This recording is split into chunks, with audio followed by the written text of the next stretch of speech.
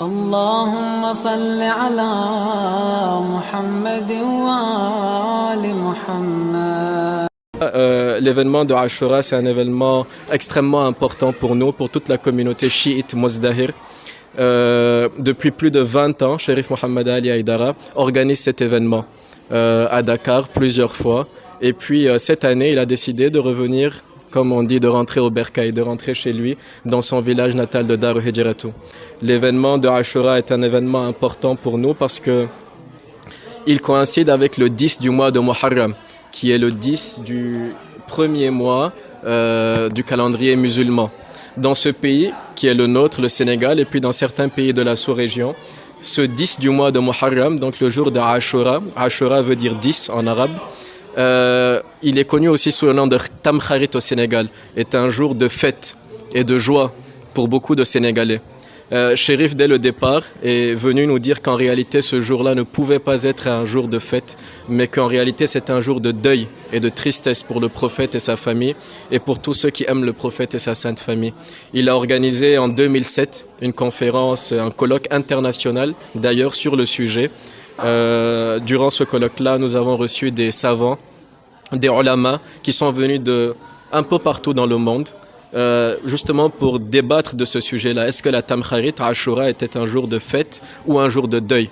À l'issue du colloque, il y a un journal qui a été d'ailleurs publié, qui rassemblait les contributions de toutes celles et ceux qui ont participé et qui disait que finalement, le jour d'Ashura ne pouvait pas être un jour de fête.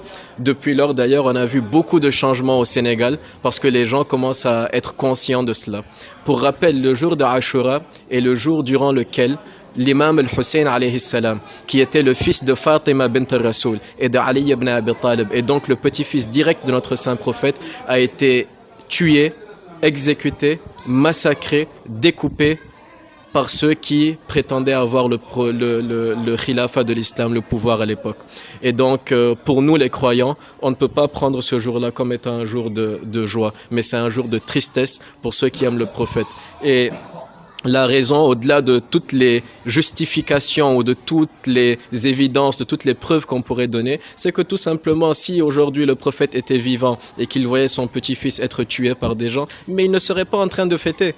Il serait en tristesse. Et donc nous, on appelle Chérif Mohammed Ali Haïdara, notre père, notre guide, Maulana, appelle toute la communauté, sa communauté, à venir le rejoindre ici à Darul Hijratou pour commémorer ce deuil-là et puis surtout pour sensibiliser toute la communauté musulmane au Sénégal, dans la sous-région et à l'international, pour que les gens revoient leur position et comprennent que ce jour-là est un jour de deuil et de tristesse pour la famille du prophète Mohammed sallallahu alayhi wa sallam. C'est la ferveur pendant les 10 jours qui nous mène vers Ashura. Quel est le programme de ces 10 jours-là et quel sera le programme du jour J? Effectivement, un peu partout dans le monde, toutes les communautés musulmanes, chiites, commémorent ce massacre de Ashura, cet événement de Ashura pendant 10 jours. C'est en réalité, ça retrace le parcours historique de l'imam al-Hussein parce qu'il a été intercepté le premier jour du mois de Muharram et puis ensuite les armées du calife de l'époque l'ont bloqué dans cet endroit qui s'appelle Ashur, qui s'appelle Karbala pendant plus de 10 jours. Et donc on retrace en fait un peu l'histoire de l'imam al-Hussein et de la famille du prophète parce que c'est important. Au moment où l'imam al-Hussein alayhi salam a été exécuté, il était le seul sur terre à être le petit-fils du prophète Mohammed. Il n'y en avait pas d'autres. En plus de ça, il avait avec lui ses sœurs, Sayyida Zainab. Tout le monde ici connaît les Zainab, Ruqayya, Kulthum. Toute la famille du prophète était présente. Ils étaient tous là. Donc, on retrace un peu tout ce qui s'est passé durant ces 10 jours-là, jusqu'à l'aboutissement finalement de cette tragédie, parce que le 10e jour, il a été exécuté. Donc, chaque soir, durant les 10 jours, on organise des causeries pour sensibiliser, pour expliquer ce qui s'est passé.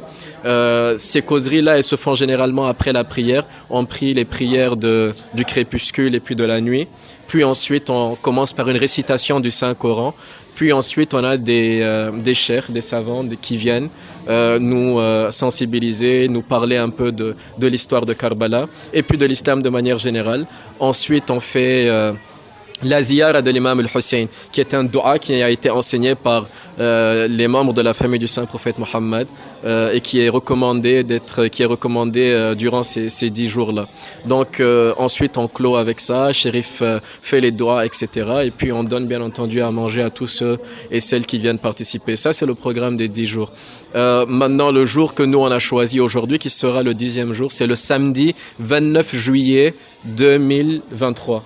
Donc ça sera le jour de la, entre guillemets, cérémonie officielle, comme on dit ici.